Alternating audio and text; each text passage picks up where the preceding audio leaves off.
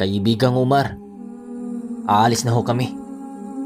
Salamat nga pala sa binigay mo sa akin na bagong aalagaan namin doon. Wika niya. Walang anuman buddy, basta kayo.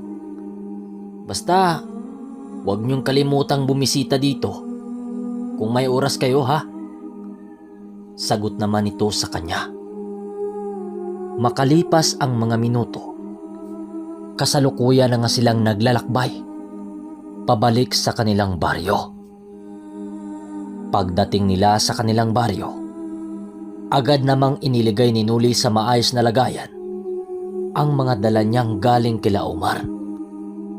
Habang pinag-usapan nila ang mga naganap ng araw na yon, nasingit naman sa kanilang usapan ang ina ni Nuli. Kaya sa pagsapit ng tanghali